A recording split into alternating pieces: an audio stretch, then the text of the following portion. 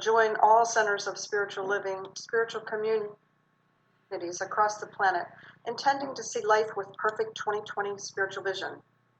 Our monthly theme, as others have mentioned, is mindfulness for mavericks. And our topic for today is mindful action. Ernest Holmes wrote in Journey into Life, page 20, "Work without vision is drudgery, but vision without work is self-deception. The well-balanced person can walk with his head in the clouds and still keep his feet solidly planted on the ground. Faith and work are ineffective when separated." Reverend Dr. Michael Bernard Beckwith once said, "When you truly have an insight or spiritual awakening, the next step is always action." Let's speak our June affirmation with enthusiasm. I breathe mindfully that I may intend, speak, and act as a spiritual maverick, doing what is mine to do and manifesting a world that works for all. And now I'm going to turn it over to Reverend Bill. Thank you. And I don't actually need to wear a mask at this particular time. Apparently don't need to wear my glasses either. And the reason that I was wearing a mask is to make a point, because the times call for us to wear a mask. So we do. But interestingly, when I wear a mask, I've been at home since the middle of March, and been very careful whenever I'm out. So the chances of me spreading COVID-19 to somebody else are actually relatively small. It's not impossible. It's relatively small. So the reason that we wear a mask is so we don't infect other people. But even more importantly, the reason that we wear a mask is to signal and cue and prompt and remind other people that we are paying attention to their well-being and their good health. Because we don't know who around us might be immune compromised or susceptible. So we do what's possible, what's ours to do. And in a lot of ways, that's being a spiritual maverick. It's not a political statement. It is actually a statement of caring, a statement of awareness, a statement of openness. And there are currently 5 crises going on in our country, all simultaneously, all kind of interwoven between the COVID pandemic, which is going on, which, as of this particular time, our country is proving that we're not doing a world-class job of dealing with. Having tried to reopen in some places a little too early, we're having problems. There are economic challenges which are going to be around for a while as a result of this. We have had the Black Lives Matter and the killings of George Floyd and other people have brought to a head the racial inequalities that have been going on in our country for quite a long time. And it's easy to look at the circumstances and the situations and become hopeless. It's also easy to spend a lot of time talking about the issues and the problems and the difficulties and the challenges and so forth. And I am just delighted that I get to talk about mindful action and being mindfulness for mavericks. Because there's a lot of history of that in our country. There's a lot of history in being a spiritual and a mindfulness maverick. There's a lot of power in the Word. In the beginning was the Word, and the Word was God, and the Word was with God. And I mean, that's the New Testament version. In the beginning, there was darkness, and boy, there was nothing, and God said, "Let there be," and there was. So it all starts with the Word. And that same creative process that started everything is still active. It still works. It still works for us. And that's what we get to accept as we are speaking our words, setting our intention, and planting a seed into that infinite, rich, creative soil that creates everything. Next weekend is Independence Day. The 4th of July is Saturday in Philadelphia in 1776. Or since I'm from New South Philadelphia, we say 7th and Market Street. Thomas Jefferson wrote the Declaration of Independence. including really maverick words, incredible oratory to say that we hold these truths to be self-evident. That claims that what I'm about to say is so obvious that nobody could possibly disagree with it. We hold these truths to be self-evident that all men are created equal. And of course, when he wrote that in his house at 7th and Market, he had a slave who he owned, who was given water and helping to make sure that he was taken care of. So he said it, he wrote it, we signed it, and we used that as a foundational document for creating this country. And he wanted to believe it. It was aspirational, but he still had 100 slaves. And the economy was built on the success of people who had 100 slaves. And he wanted to undo that. But because of the situation, because of the timing, he couldn't do that. So he set the intention for that. And the reason that he couldn't change that so quickly was because that had been around for 150 years already. 1619 was the year that the first black slaves were purchased in Jamestown. So that's a lot of lead up. And in fact, that process led to a lot of the economic growth and success in this country. And that's who we are. And that's who we were in 1776. And it became more and more uncomfortable to be in that situation. And we had a civil war about it. Again, the people who were doing that saying, I'm looking at the situation, I'm seeing what it is now, and I have an idea for something better, for something different. And there was a very gruesome and bloody war. The action that was taken as a result of those intentions to make a change. And everything happens in consciousness. Everything happens in consciousness.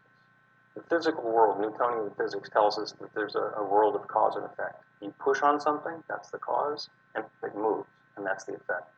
But in fact, in consciousness and in quantum physics, the cause is always the initial intention, the idea, the thought, the creative inspiration. So in that same circumstance, the cause is someone deciding that thing's going to move.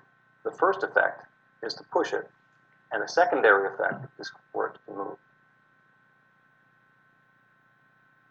We are learning so much about the workings of the universe beyond the Newtonian physics. We look at quantum physics, and it's really difficult to grapple with it because in the quantum world, everything is a matter of possibilities until some intentional act happens. And then one of those possibilities becomes historical. I'm not going to go into the details on the double slit experiment, but basically the way we observe something actually changes its behavior in the world. And if it happens at a repeatable laboratory level, we can be certain that it's happening all the time. That's why we call the teaching that we're in science of mind. The very first page of the Science of Mind textbook is Ernest Holmes said that one day science and religion will walk hand in hand. That's also aspirational. It hasn't quite happened yet. There are some ways that the pieces are coming together. But what we get to do is start where we are. And we are some 140 years, 150 years after the Civil War and the Emancipation Proclamation and the 13th Amendment. And we're now dealing with some of the issues that came up as a result of having been a slave nation for as long as we were. So there's been a lot of activism, a lot of discussion, a lot of investigation, a lot of groups that have been going on. That CSL Delaware and a couple of the other CSL got together for a visioning this week, and we thought Philadelphia did the same thing. And our group was born out of visioning. And so when we did the visioning, I wanted to make sure that we're asking tough questions. So I got in touch with a friend of mine who had been a defense attorney for an entire career in Philadelphia and also happens to be black. And I said, I don't want this to be a softball question because we'll get a kumbaya answer. Oh yes, we'll just let the light shine through and everybody be happy. That's wonderful. That's a great place to be. But I wanted to make sure that we were approaching it from the edge. And he told me that we should vision on moving beyond white supremacy. And that's kind of harsh for me to understand because I'm white. And it's easy to feel defensive about that. But the fact of the matter is, if we look at the way that our laws are set up, the way that our police departments work, the way that our economy has been configured, it's got white people who look just like me up at the top of it. So, on the one hand, does that make me guilty of something? Does that make me bad or wrong because I'm in that position? No, it just makes me in that position. And the opportunity that I have is to go from being unaware that I'm involved in a white supremacy belief system. And it's not mine. It's not one that I say, hey, this is what I believe. It is so cultural, it is so ingrained that when we teach our science of mind classes, we call it race consciousness. Don Miguel Ruiz, who wrote the Four Agreements, calls it the belief of the planet.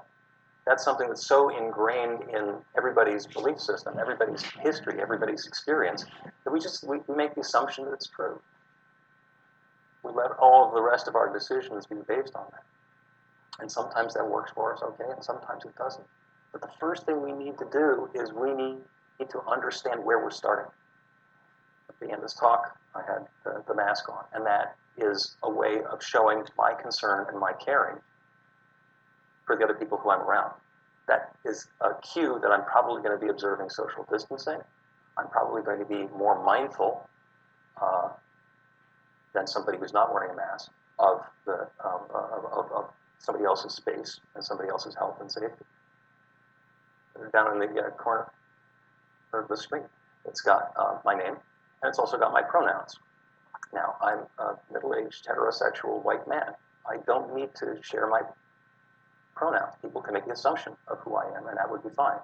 And by putting my pronouns out, I am making it obvious that I care about that sort of thing. Today's Pride Day. Today is the 50th anniversary of the first Pride Parade. 1970 happened, starting in Greenwich Village. And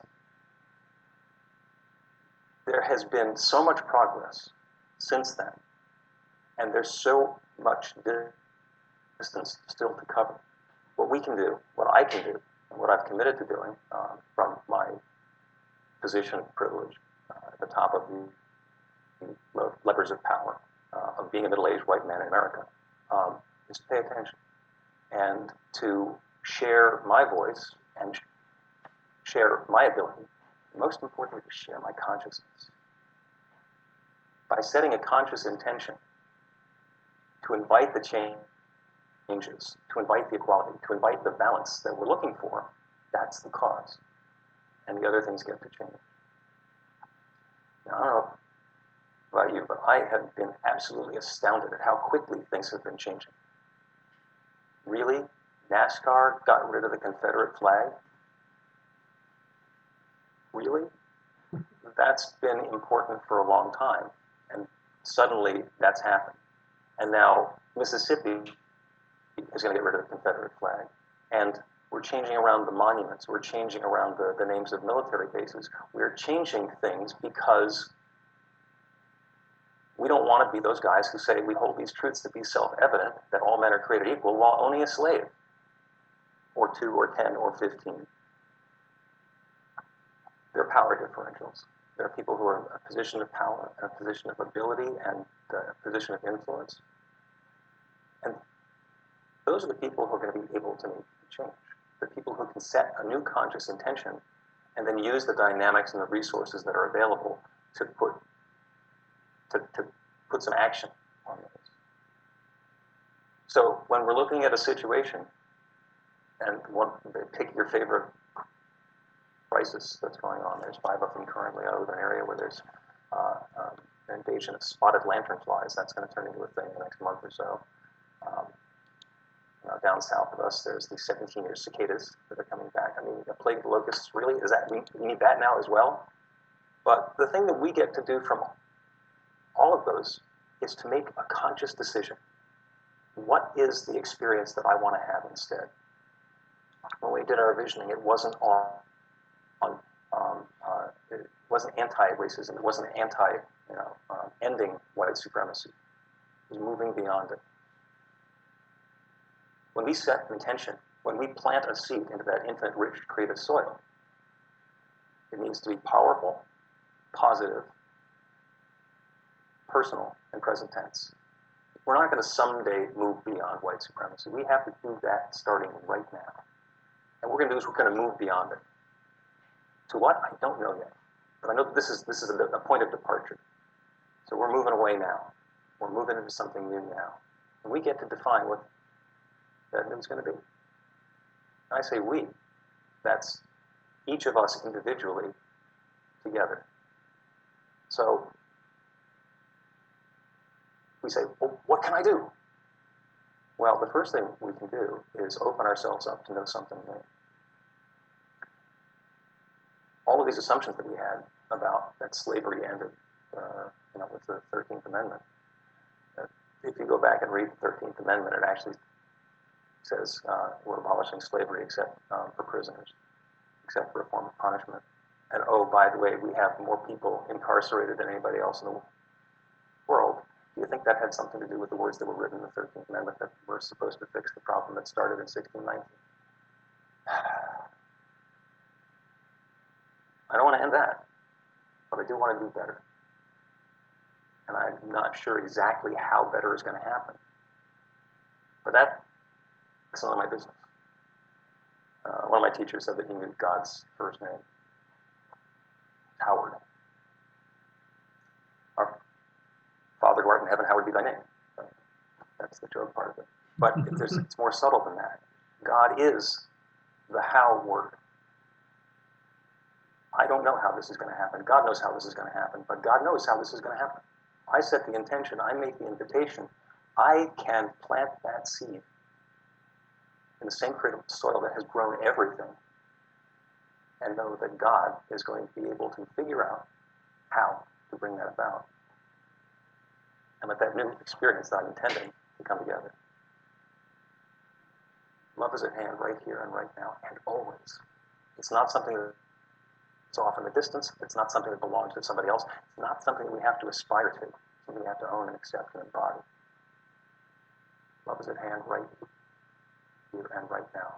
The power to change the world is at hand right here and right now. I don't know how.